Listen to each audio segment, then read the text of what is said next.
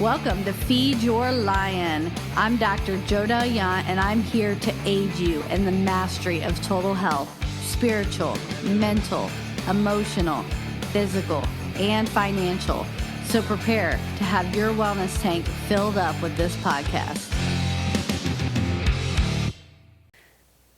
Welcome to another episode of Feed Your Lion podcast. My guest today is the one and only Bret Masters. Bret does my massages, but he does a lot of other cool things. And you've been in the health world for a long time in general. And you take care of yourself too. You've been involved in a lot of stuff. So we're going to go down those rabbit holes a little bit. But Bret, introduce yourself a little bit, like where you're from, where you grew up, how you went down the massage rabbit hole and all of those things. Okay, well, that's a lot. Really. I know. I just started off with five questions. Okay, I'm just saying that's I've got a lot of years behind me, I guess. So I can't go all the way back that far. You don't look like you have a lot of years behind you. I'm looking at I'm on Social Security next year. See, that's because you take care of yourself. You don't look like that. Yep, I'll be 62 next year, so that's awesome. That's awesome. Okay, so where are you from here then? I'm from Huntington area. Okay, Huntington, West Virginia. Yes, I graduated from Vincent High School in '83. You probably weren't even born yet. I was born the next year. Okay. 84. See there? So it's just across the river here from Ashland. So graduated there, and I went to West Virginia Tech, which is Oregon, for industrial arts education. Industrial arts. Yeah, that is a shop teacher. I was going to say, were you doing woods and construction was my specialty. They had, hot and cold metals, whatever your specialty was. I was thinking welding and stuff too. Yes. Yeah, okay. Yes. All right. So you're on the right track on it. So I got into that for about a year or so and got RIFT, reduction in force. So they laid off type of thing? Yes. Okay. Yeah, there was cutbacks, and cutbacks start on the elective areas. Okay. So those elected areas are a lot with shop and things like that. So this was in 1990. Okay. And then after that, I went ahead and got on the City of Huntington Fire Department. Okay. Yeah, that's right. I knew you did the firefighter. I didn't know about the woods and construction before that. Yeah. Okay. Yeah. All right. So then I was going to City of Huntington Fire Department. I went ahead and did 20 years. Okay. And I was eligible for retirement, and I took that retirement and got back into the teaching. How was the firefighting 20 years? I mean, do you think it's different today, or was it pretty? Right when I got ready to retire, there's a lot of adjustments that need to be made in my life and things, and I did those things. Everybody said you left at the right time. Okay. And I was like, well, that's just when I needed to, basically. So yeah, I was really glad I got out, because it was, there's only so much you can do in your lifetime, and it was my time. My window was there, and I took it to leave and to retire. And do you think that was a physically taxing, not just from the work, but you had to do shifts, right? Was it still 24-hour shifts? Yes. Is that how 24-hour shifts, yes. And I think now do 24 and then they have 2 days off or something, and then they do, or how's that work? Yeah, it's basically the same way. Okay. They had it where the union can kind of negotiate and get their own system down. I was on a day, off a day. Oh. On a day, off a day. For 24s? Yes. Wow. On a day, and then I was off 4 days straight. Okay. But that averages out, like you said, one day you work, you're off 2 days. Same amount of time. There's 3 shifts, A, B, and C. Mm-hmm. And we got to, it was a good experience, and ended up retiring as a captain at number 4 station. And, the thing you really missed is, the guys. Yeah. You know what I mean? Yeah, that's got to be a fun, you're eating your meals together, you're spending all that time, because you're with the same people in that rotation, yes. right? It's not, so that's what I've heard a lot of other firefighters say. It's very much like a brotherhood type of thing. It is. Yeah. And you're doing that on the calls as well. I mean, you're taking, you're trusting your life with theirs. Yes. If something happens, I got your back, you got mine, no matter, Okay, well, I have to ask before we move on from firefighting.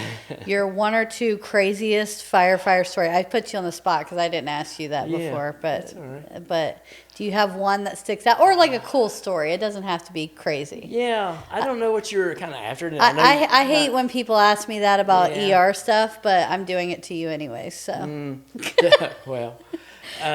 Well, you should sit down with us. We have a monthly kind of breakfast thing. One of the firefighters, he has it at his restaurant at Jewel City's, actually, in Huntington. Okay. And we do that once a month. And there's old time stories type thing. And you get them all that way. Okay. And they say it more than once. Like the next month, they'll probably tell the same one. But I'll see. I need to go do a podcast at that brunch, it sounds like. You should. So those are some great stories. But there's, everybody asks, does there have any like close calls or anything? The only close call I had, one of that was caught my attention. Was we was getting ready to go into a structure fire, and it was coming out all the windows and stuff, 2-story, and the guy had the hose line. We opened the door, and we're on the front porch, and as we started to go through the door, I was right behind him, they call it humping hose, helping to get him started. He turned and ran through me and went backwards as this thing pancaked, flattened out, collapsed. Wow. So another minute or so you would have been in there. The first floor collapsed straight down. It's called balloon framing, where they kind of, the outside walls would stay up, but the inside would just floor comes straight down. And it didn't do like a lean and then fall. It just went straight down. Wow. So that was a close call, and he was right there, and he basically saved me from being right behind him on that. So, wow, yeah, that makes you think about life, doesn't it? A little bit when something like that. Yeah, and you have a different aspect of life. Mm-hmm. As a firefighter, you've seen a lot of stuff happen that What was the most common cause like that you saw back like working through like the 90s stuff like? As far as causes, like was there one thing that was like you saw as the most like common cause of fire starting? Usually a lot is electrical. Yeah. A lot is electrical. And sometimes it is, just people just in a hurry and leave stuff. Yeah. So I actually have a fire story. There was an apartment building I owned, and I had only had this thing, I'm not kidding, like 1 or 2 months, and it was built in the 80s. It was like a Mason building, okay? It was, I'm sorry, 1800s. I'm sorry, I said 80s. Like old. It had been around forever. Huge bricks.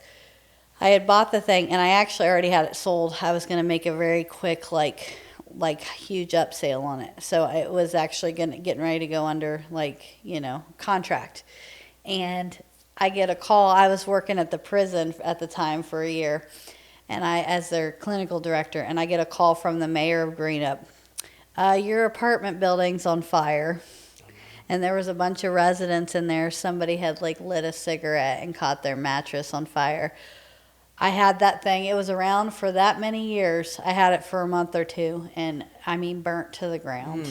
And because it was so old, it wasn't the only place that would give me insurance wasn't fully sold, so I lost a ton of money on it. And I had it a month, and it was about it was the craziest thing. And it burnt. By the time it was nothing, I ended up selling it back to the city for $1 for them to do the cleanup because I didn't want to deal with that, and they wanted the lot. So.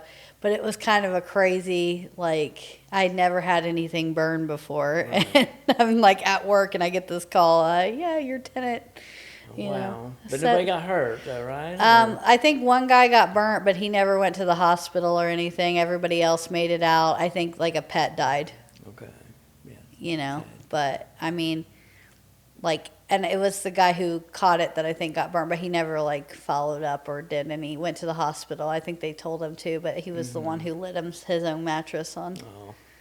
So. Yeah, that is some story. So but anyways, that was my fire experience. That was my fire experience with real estate, but yeah. So that was I learned a lot from that. I have had learned a lot from real estate things, but.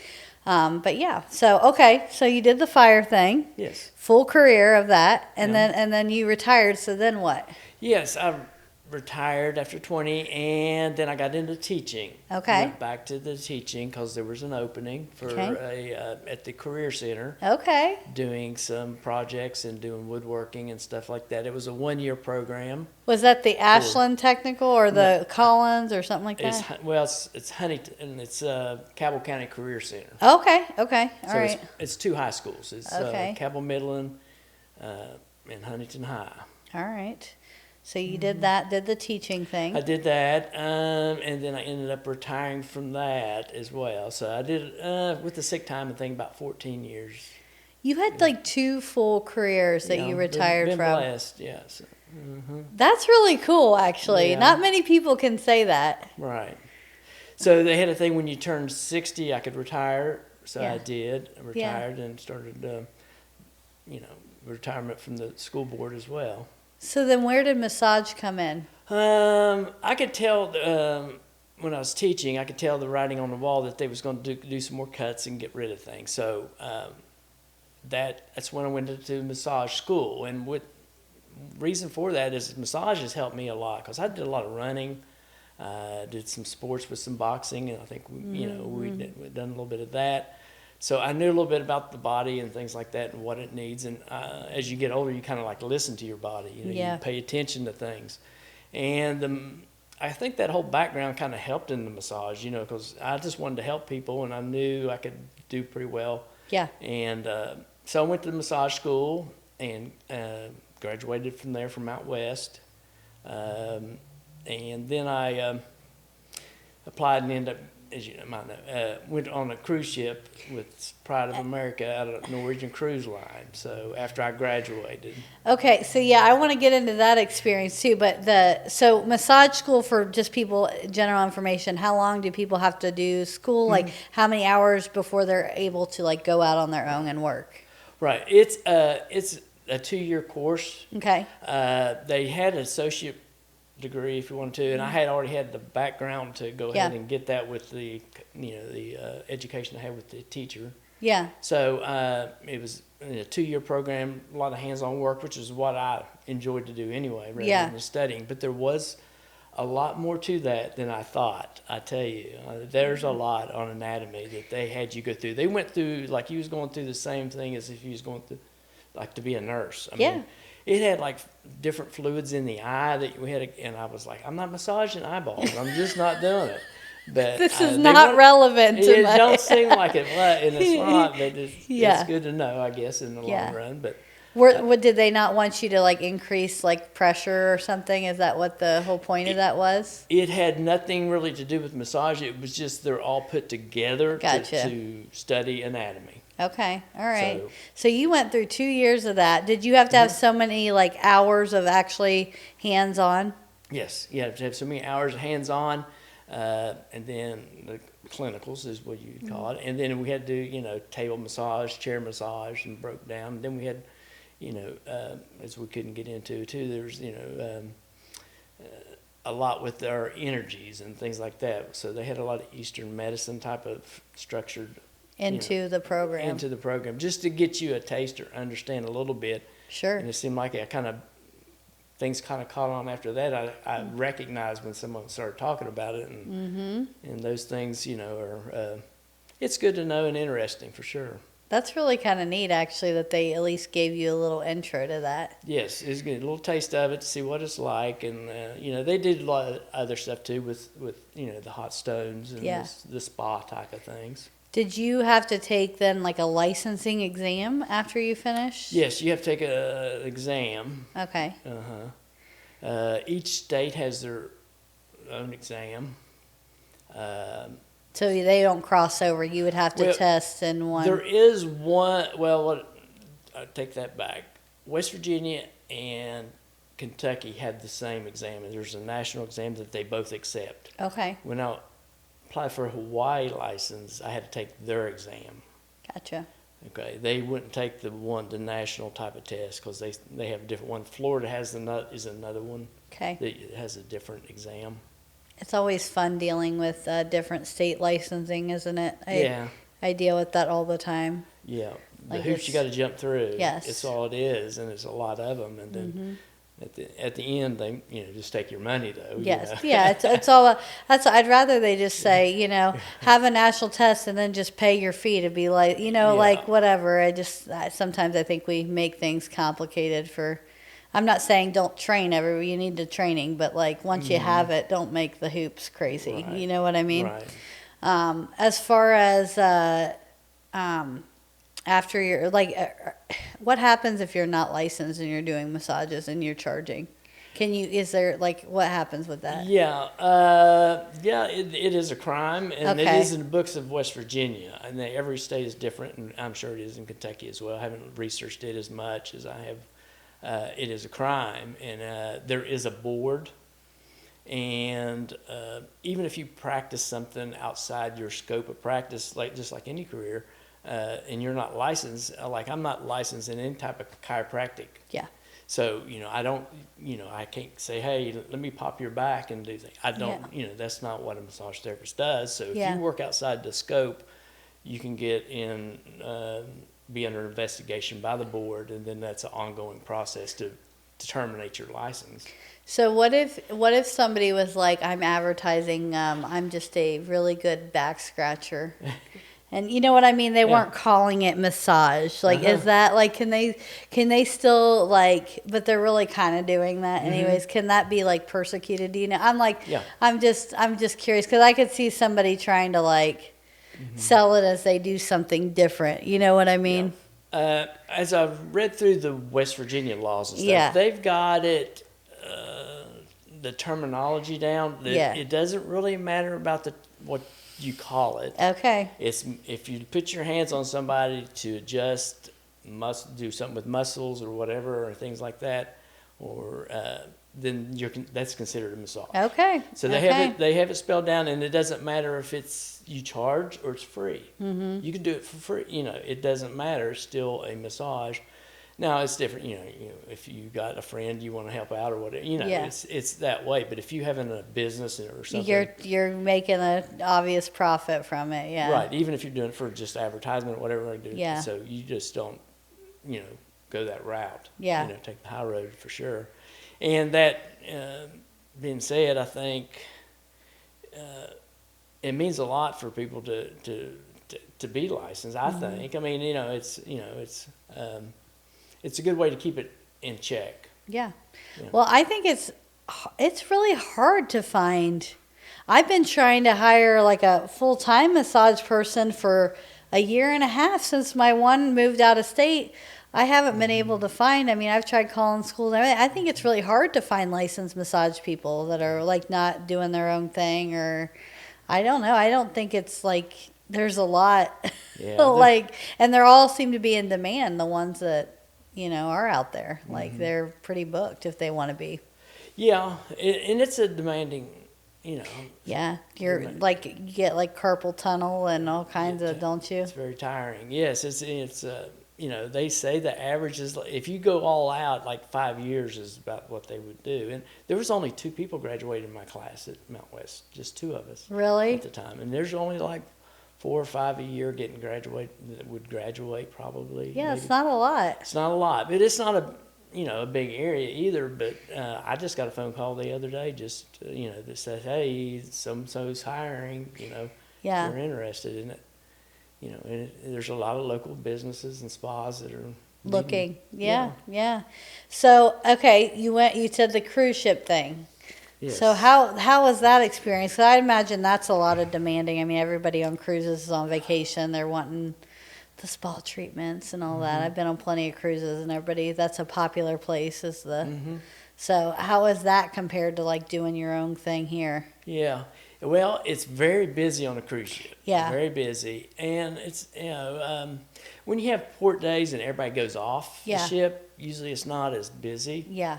But if you have a sea day where there's nothing really to do, everybody wants to go to the spa.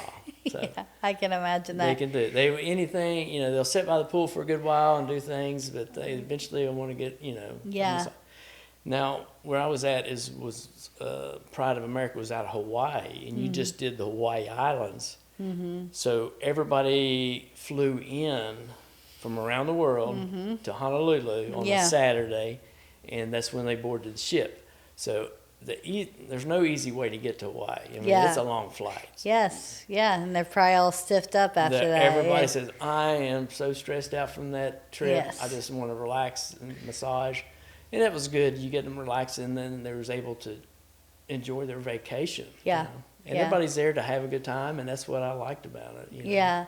Now, as far as the accommodations when you're on a cruise ship, do they don't give you a balcony room, do they? I'm guessing. They don't get a Are you in like we was lucky to get a room for ourselves. Really? They wanted you to bunk with people? Down deep, too, down at the bottom. It's like you're like the third class citizens on the Titanic ship when you were. Yes, you are. They asked me to do I've had a couple offers for physicians on cruise ships, but I was like, again, it was not the pay wasn't great for being away from your house, and they the rooms weren't great. I was like, I like a bigger space than a shoebox room, and that's kind of what they sounded like they offer. And I was like, I don't know about any of that. So yeah, it's long hours, and like you say, well, when you first get on the ship and they show you around, it's a big ship, and you think this big. Hey, I get lost. It's so big. Yes. You're on there for a while. It gets smaller and smaller. And I can imagine you're that. like, I need to go off the ship and get somewhere else. I can imagine that. Yeah, and it's you get to see beautiful scenery and things like that for sure. You know, it's usually out the window for a second, then you have to go back in the spa. In. So, but I've done quite a few days. I would do 9 massages. That's in one a day, lot. 12-hour shift. That's a lot. It is, and I want to do my first massage or my last one the same as the first. Yeah. I don't want it to say, okay, that's all I got. Yeah. I want it so. It was, I just wanted to give everybody, a good experience. Yeah. And that's what they're there for is a good time and a good experience. And the massage helped a lot of people, and I was glad to do it. Yeah. All right. Well, as far as going forward, how long do you think you're going to be continuing with massages? Do you see an end to that? Will this be your soon-to-come third retirement? Well, I'm going to do it as long as I feel like I'm helping people and doing the right thing. Yeah. Because, I just don't want to, just do it just, it's not going to be about the money, but it is about the money. You still want to make a profit of some sort. Yeah. And sometimes you want to make even good money because that represents your quality of a massage. 100%, yes. How else can you label what 100%. Yeah. And so that's it on that. And it's good to volunteer as well. I started volunteering at people with hospice or something like that. Anything you can do to help out others. Yeah. I'm all for it. Yeah. But as a spa treatment, if I think it's good that you can charge a decent amount. And, It is. It's about the quality of your work. You're not going to pay, a lot of money unless they're good. And it's the same. I mean, that's you get what you pay for, right? Yeah. I mean, that's what they do in sports too. I mean, 100%. What do you make this much money playing football? 100%. And then, because you're worth it. Yeah. So I'm a big fan of massage. I've gotten massages for a long time, pretty regularly. I mean, I've had my gaps, but I've always... for me, I mean, muscle-wise, especially working out or whatever and being tense, it's very, it helps to, reduce that a lot for me. So I love it. I've always, felt better. When you get the right massage, for me, I can't handle very, heavy pressure. It makes me feel sick. I mean, it does detoxify, too. So that's part of it. But I have to be kind of careful with that. But... from your standpoint in doing this, what are some of the benefits? Who is most in need of a massage? Because I feel like a lot of people, they'll think of it as a luxury thing. They don't need it, or they put themselves last on things. But kind of speak to that a little bit and some of the benefits. Yeah. Well, there's so many different benefits, and everybody needs something different from just relaxation and getting away, in your mind to relax the mind even. Yeah. And then you got people that work out, and there's nothing any better than for recovery. Yeah. Than a massage, I feel. Mm-hmm. and drinking plenty of water as well. There you go. Yeah. Flush all those toxins out. Yeah. But, your body's made up of, 70-80% water at least. So that area, we got muscles that we work with, okay? And we also have fascia that the whole body holds together with. And they're, ligaments, tendons, all types of things. And all those have fluid, and it's good to get circulation. That helps on the recovery. So I think it'll benefit all types of people. And, and it helps on even with pain. I think, even talking about the pain stimulus and the touch stimulus. Yes. That if you skin your knee and you feel the pain, if you would actually rub it, it does feel better. And then if somebody else, your mom cares about you and rubs it, it feels great, because their intent is to make it feel better, and that touch will override the pain stimulus. Yeah. So it's a good way for relaxation. It brings the blood pressure down. I've had a lot of clients that they drift off in a good feel, and when they come out, it's like turning that computer off. Yep. Reset and then turn it back on. A lot of more thought process works for them, and they can actually even.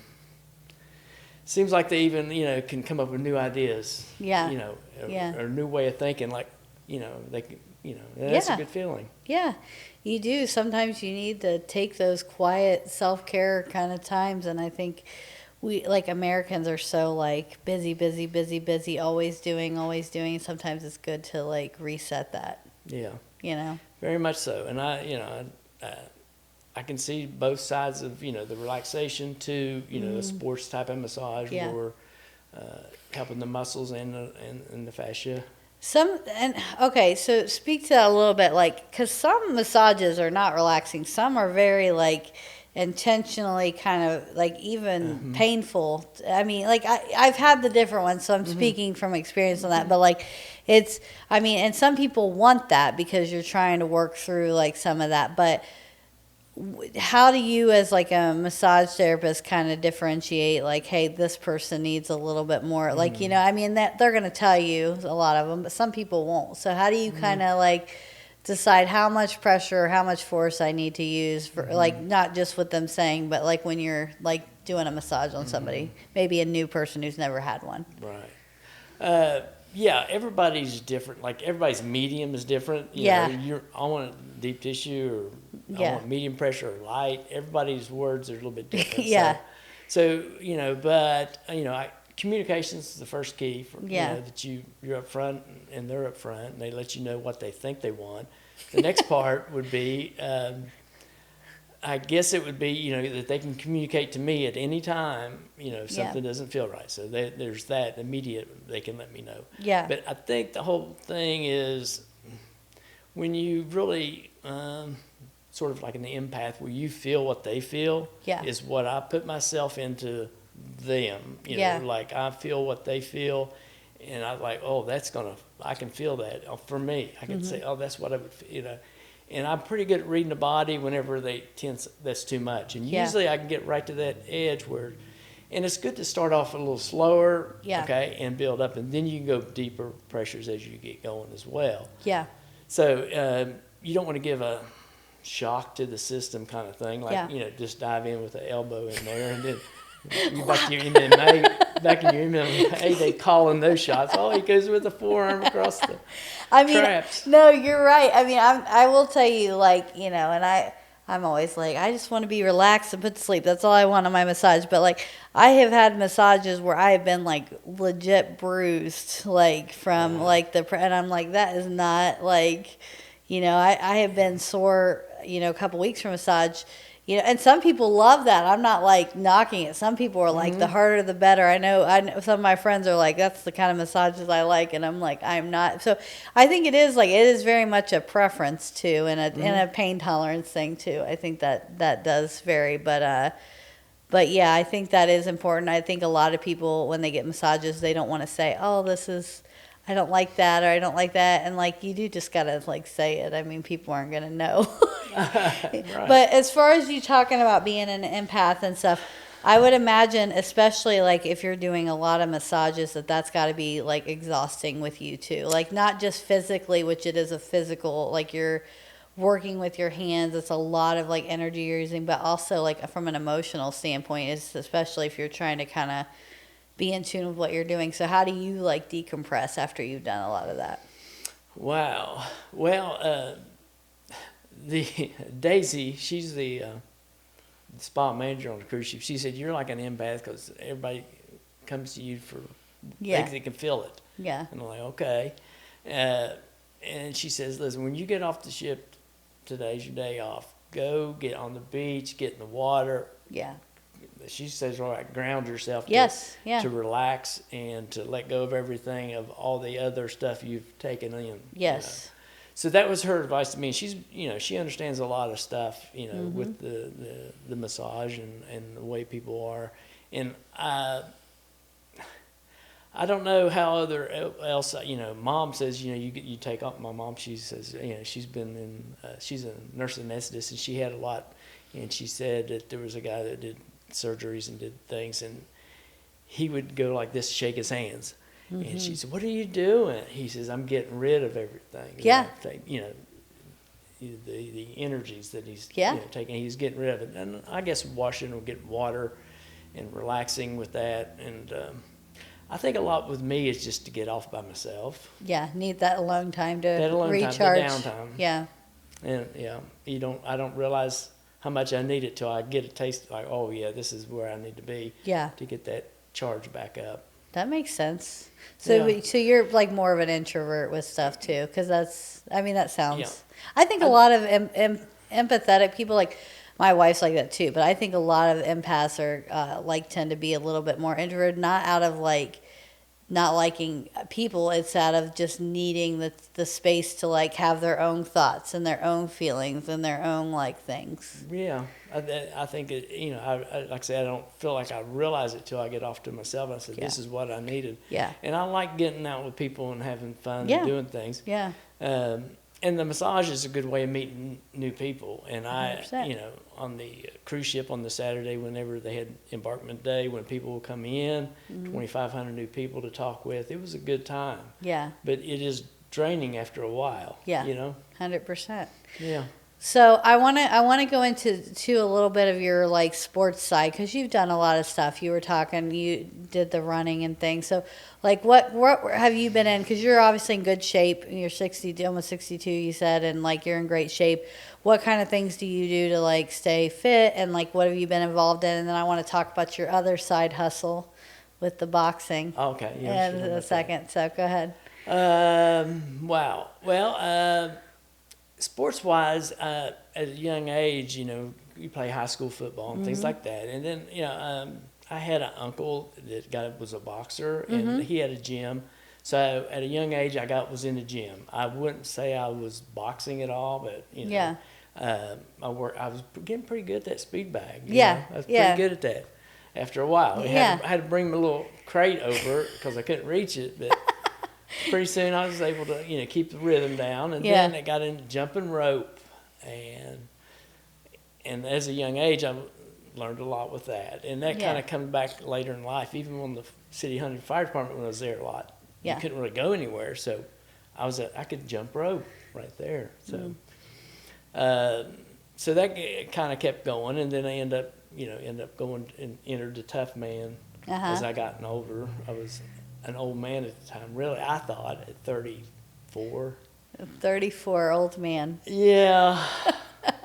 Well, oh boy. Most boxers. For boxing, for boxing, they retire young. Yeah. Well, that's when they hit sort of their peak, and then after you get to 40, you're done. Yeah. You're done. Yeah. So I started in on the tough man at 34, working out, and I didn't really know I was going to get into tough man. I was just working out at the gym, boxing gym, and knew I needed to, and I was doing a lot of running. Yeah. And cardio is a big thing in boxing, really. Listen, I'll tell you, just from martial arts, and like you can spar, and 1 minute round it feels like you've been working out for an hour. It's insane because you're using all your muscles. It's crazy how much cardio is involved in that kind of stuff. Yeah. Like same with jiu-jitsu and stuff. Like you're done after a couple. Like it's a lot of more cardio than you would think just looking on the outside. It is. It's a lot. I mean, your VO2 max has got to be pretty good to stay in there and keep that up. Yeah. But I think as you get, same with running or boxing or any kind of sport like that, or even MMA, is the more you can do it being relaxed, yes, the better you can do it.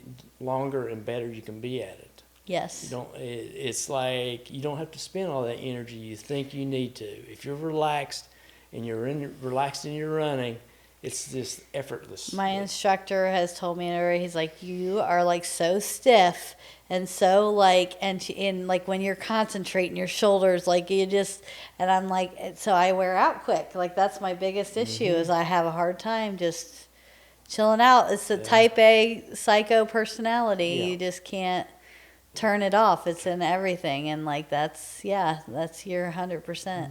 Yeah. So, as you get better with time as you get more relaxed with it. And running, it worked the same way. And so I did a Tough Man, and that was in 99. Wow, okay. So that's been over 25 years. Yeah. So I fought it in Huntington, the tri-state, and won the lightweight of it, or middleweight, awesome. I think. Yeah. They only had like 2 or 3 divisions. Now they got more, I think. Then I ended up going to the pro. They had some pro matches, and I ended up having 4 pro fights. That's awesome. So, staying in trying to be healthy, as you were speaking about, anything you're passionate about is the main thing, to stay with that.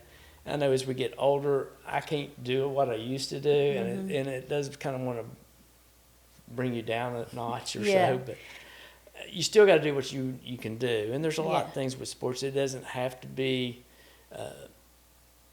boxing or anything getting in the ring, but the speed bag's still there hanging, if you 100%. Yeah. And they say those types of activities are better as you get older too, is the hand-eye coordination. Sure.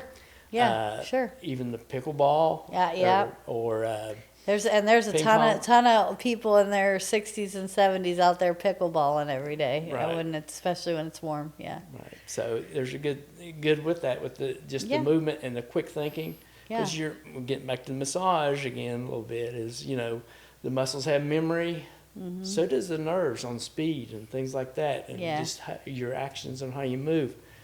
In that jumping rope as well, that same rhythm and that click, click, click, click, click, it just falls into place. Even as you get older, you still can jump back in there. What they say about riding a bicycle, what you 100%, learn. yeah. So the memory stuff and all that, and sometimes we can stay healthy, and as long as we stay moving and be active, we definitely want to do that. You don't want to stop moving. Yeah, 100%. Now, how did you? Because now you're reffing boxing matches. How did that occur? Yeah. Well, actually, I talked to a few years back. I talked with one of the promoters of the state of West Virginia, and I asked him about the boxing, and this is a few years back. He still said, you're too old. So I'm too old, and so I said, okay, because to be a pro, you have to be sanctioned and all that, and they got to, and they won't grant you the ability to do it if you're too old. If you are so old, you got to have these special tests done and everything. Gotcha. So anyway, I thought, well, I wanted to get back to the sport or be a part of it, so I took some classes with the West Virginia State Athletic Association, and was able to get on to referee, amateur pro, and tough man type of scenarios, ref. That's awesome. Yeah. You know what I like about you is you like don't stop with like one door closes in a natural way and you just go on to whatever else that you feel like you're called to do.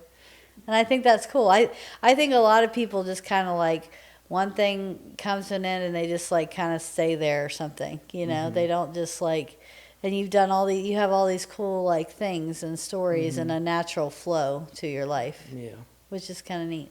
It is, and I think again it's about the passion thing. Something. If we're talking about if you want to sell a ship to get to A to B, sometimes it's not the way the straight line. It's the way the wind blows. You go this way. When you're passionate, it takes you the other way. You go that way. But pretty soon you get to the destination. You get there eventually, right? You get there, but you take the way that the wind blows you. You know, what feels good and what you want to do with your life. And you don't want to just let life pass by. You want to take every day and not take it for granted. And some of that was with the fire department. I seen, you know, somebody was cardiac arrest and, you know, they've been bedridden for 17 years. You know, it's like, it's sad. You know, you don't want to be in that position to, that's what you see day in, day out, the ceiling tile. 100%. So I want everybody to, you know, feel at their best. And when I do a massage, I want them to, you know, float and feel their best. It's not about being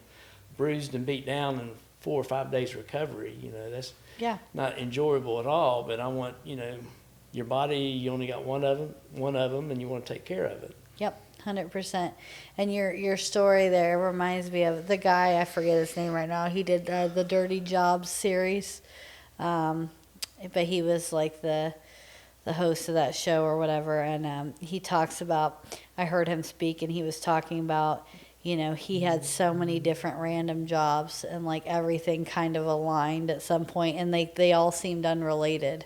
But it all came back together, and I think it's kind of a cool thing how that works, you know. But well, there's so many things that you don't realize, like say the construction field, okay, and massage. You wouldn't think we have much related, really, but I mean, the body needs a good foundation, just like a structure does. Yeah. Okay, and it can't be leaning over to the side. It needs to be vertical posture and all that. Yeah.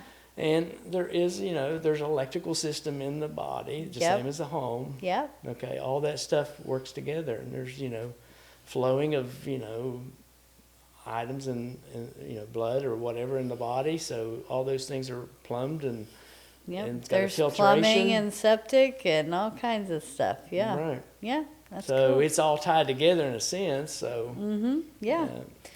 Well, is there anything, as we're starting to wrap up, is there anything that you want to talk about that we didn't mention, or something you want to say that we're... Oh, I appreciate you having me here. It's been great. Absolutely. Put me in the hot seat. I love it. He thought we were going to have a group on today, so he's like, wait, it's just me talking? I thought, where's the other people in the chairs? What's going on?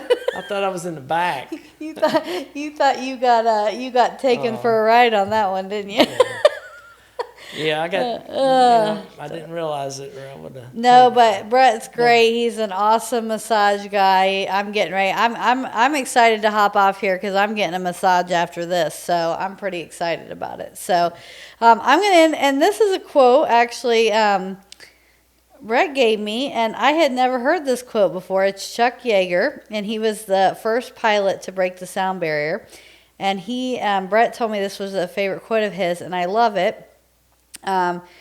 It's just before you break through the sound barrier, the cockpit shakes the most. So that's a great encouragement. I mean, when you are starting to get close to some of those goals, that's when you're going to get the most pushback sometimes. And that's so true. So I love that you had us end with that quote today. And thanks for being on here and humoring us. Thank you. You're wonderful. All right. Keep up the good work. Thank you. I appreciate that. All right, guys. We'll see you the next time.